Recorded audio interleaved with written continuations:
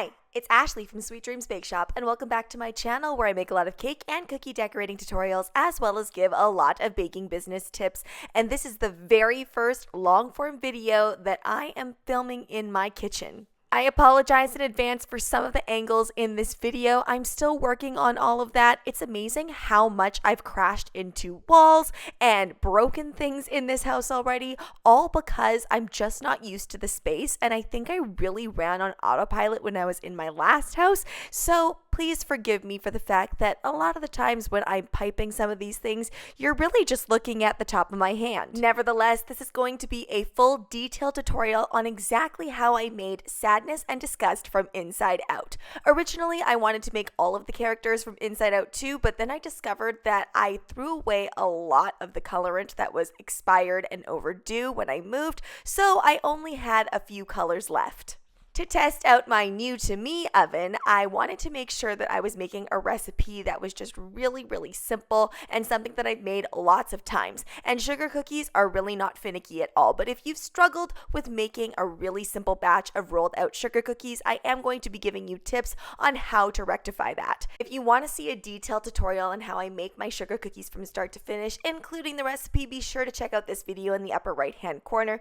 But if you just want some quick tips, basically when you're creaming your butters and sugars together, it's really important that you get a really good incorporation, add your eggs in, and then slowly add in your flour. And I find that most people make the mistake right here by over incorporating your flour. You really just want to make sure that it's incorporated until just combined. See how here it's really sandy and gritty in texture and it looks way too dry to come together?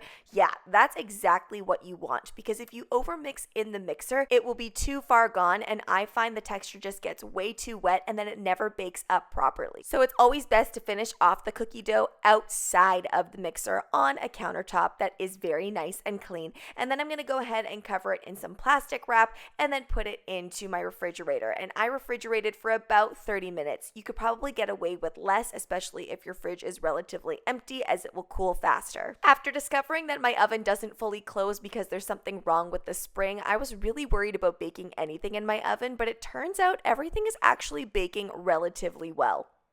Again, this is where the sugar cookie process usually goes wrong for beginners. You really have to make sure that with my particular recipe, you flour your surface very generously, because nothing is worse than cutting out a bunch of cookies and then realizing they're actually all stuck to the surface, and then you have to do it all again and re-roll it, and that just creates a tough cookie, or sometimes it inadvertently creates this really flaky pastry that creates bubbles everywhere, and that's not what you want. With my last oven, I had to bake the cookies for 13 minutes, and that was a pretty exact time, maybe a minute more or two, depending on the shape and size of the cookie. But here, I had to bake the cookies for at least 16 minutes. And this is probably due to the fact that a lot of that heat is escaping because of that broken spring. So I'm pretty sure that once I get that fixed, it probably will be about 13 minutes of bake time. The royal icing recipe that you just saw me make is really simple. It's 1 cup of icing sugar or confectioner's sugar or powdered sugar to 1 tablespoon of meringue powder. One thing I will say though is not all meringue powders perform the same way. I just switched over to this different type of meringue powder, not because there was anything wrong with the brand that I was using, but I was just running low and I found a whole bunch of meringue powder that was sent to me before that I never used. And I found it was really hard to base ice with this because the consistency looked correct. It looked like it wasn't going to flow everywhere, but then it did flow a lot more. And for some reason, when I was using my dehydration trick, it was actually melting everywhere. The royal icing was going everywhere. So you'll see in another shot after this, there's a whole bunch of cookies that I scraped off. So let this be a lesson that even if you follow my exact same recipe and you do everything that I do, because there are other factors that are just not within our control, things can still be different. So whatever you're using, whatever you're doing, especially if it's something new, make sure you test it out multiple times before either trying to sell your product or before trying out something that's going to be ultra complicated if the basics are not correct. If you want to know more about the basics of base icing your cookie, then definitely check out this video where I go into detail. But in short, if you're finding that the consistency is too thick for you, you need to add a little bit more water at a time. And I really suggest that you get a little dropper to drop in how much water, especially if you're first starting to decorate sugar cookies. And of course, if your royal icing is too thin, you're going to need to add in more icing sugar and more meringue powder to compensate for that. It might be really frustrating at first, and it might feel like you're not getting that consistency right, but once you get that consistency, try to memorize what that looks like for you in your kitchen, and you're going to get it right every single time, and then you're going to be able to base ice as many cookies as you need. After the base ice dried, then I started using a projector to get that image onto my cookie. You don't need a projector to do this. Before I had a cookie projector, I just went freehand, and it's really important that you use a royal icing that's nice and thickened up. The thicker the better, but not too thick to the point where you're not going to be able to pipe. Oh, and by the way, I should mention that I'm using tipless piping bags throughout this entire project. Much of those cookies that you saw didn't make it into the final product because I wasn't happy with them, so I'm going to do a whole other video on what I end up doing with those extra cookies. Now, the toughest part about nailing designs that are based on characters that actually exist is getting that color right. Now, I knew that I didn't have to get all of the colors spot on exactly because as long as I stay within the color palettes, it should still deliver the idea of those characters. I'm getting some custom designed kitchen space stuff done because I just don't have the storage space right now built for all of my baking stuff. So my baking stuff is literally everywhere. Most of the things in my house now are pretty organized except for that. So I'm finding I'm using different things that I normally wouldn't. For example, I used airbrush colorant to really get that color that I needed. Once I am more settled in and everything is built, I'll be able to go out and get some more colors so things are a little bit more accurate. I've made many character cookies in my time, and I have been burned more than once by doing the things in the wrong order and therefore making the character look super inaccurate. Now, the thing with character cookies is you don't need everything to be right on the money in order to sell the idea of that character, as I mentioned before.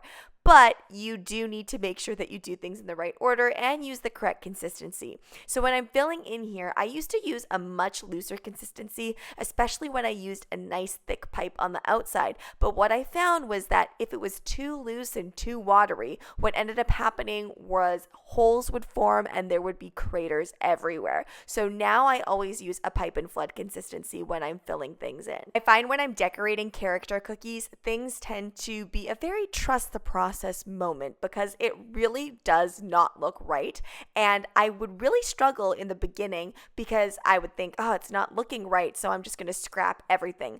But now I know many years later that it just doesn't look right at first because you're missing those key elements, especially when you're missing the eyes. It tends to look really bizarre. So if yours look really weird, just keep going. Chances are you just need to trust yourself. I could have outlined all of these characters in an edible pen first and then gone over it more easily with my colored piping instead of just going with the black piping, but I always find that that is way too much work, especially when I'm just making things for content as opposed to a really large order. But this is a good tip if you are selling cookies that have a lot of detail in them, like this with a lot of different color blocks. You can always suggest going with only a black outline on the outside, as this is one way to diminish costs. I mean, it's not going to bring down the price that exponentially, but 50 cents here or there on a cookie could make a difference. As you know, mixing up different colors, and even if you're mixing up the same color but different consistencies, takes a lot of time.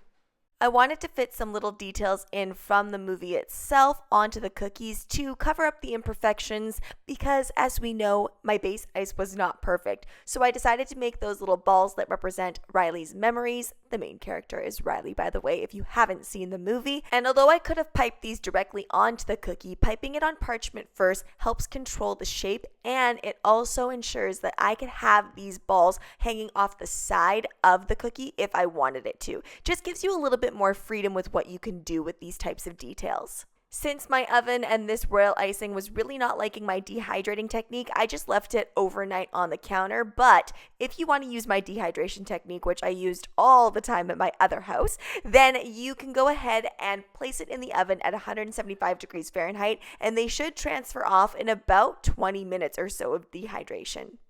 To give these spheres that same glow that they have in the movie, I decided to add in a little bit of airbrush here. You could also do this with petal dust once it's fully dry if that's all that you have on hand, and really make sure to just aim for the outside and try to use the same shade that you used for your royal icing. When you're working on character sets like this, chances are you won't even have to wait for things to dry because it's just going to take you that long to finish the process before moving on to the next step. So finally, we're adding in those eyes, which just makes sure that everything actually looks alive. And I'm using airbrush colors to paint with. You can use just regular gel food colorant and then add in a little bit of vodka to make your own paints, or you can also just use edible paints. Really use whatever you have on hand. What I like about using airbrush colors is that it is less pigmented, so I find that things don't get too dark. I was going for a more sketchy cartoon vibe with these cookies, so I decided to add in little details using that black edible paint and also using that blue that I was using earlier. If you're ever really nervous about adding on details, because some people get really nervous at this part because if you mess it up, it really is hard to cover up.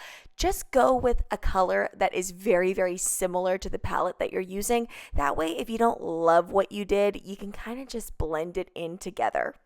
The make or break part of your cookie is going to be the character's face. So if you mess that up, it is hard to kind of come back from that. So one of the things that I learned to do was, instead of trying to pipe in super fine detail because I could never get the tip fine enough while having that royal icing still come out of the bag at a proper speed, I started painting on my royal icing. So using the exact same consistency that I would normally use, I instead painted it on and I got way more control with it.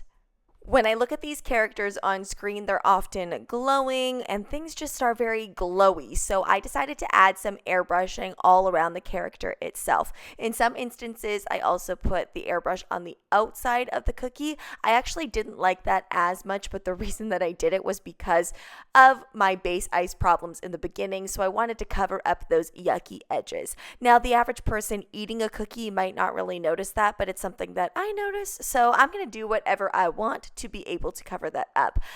If I were ever to go back to selling cookies again, I would definitely put some sort of clause in my contract that states that I have a lot of creative freedom. I can't tell you the number of hours that I would spend fretting over something if I put like a pearl in the upper left-hand corner of a cookie, but the original picture they showed me didn't have that. The truth of the matter is, whenever we're working on a creative project, a lot of things tend to look different from what we envision. So at the very end of a cookie project, I can usually tell what it is that I need to add really in order to bring it to that next level.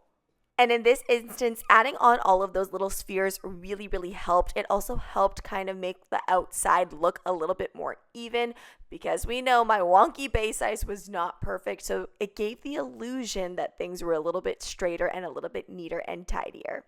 Thanks so much for watching, guys. Don't forget to like, share, and subscribe so you can be part of the Sweetie Fam. Right now, I'm uploading weekly, so make sure you hit that notification bell so you know when I upload. Also, be sure to comment, request, or ask a question. I love hearing from you guys. Bye!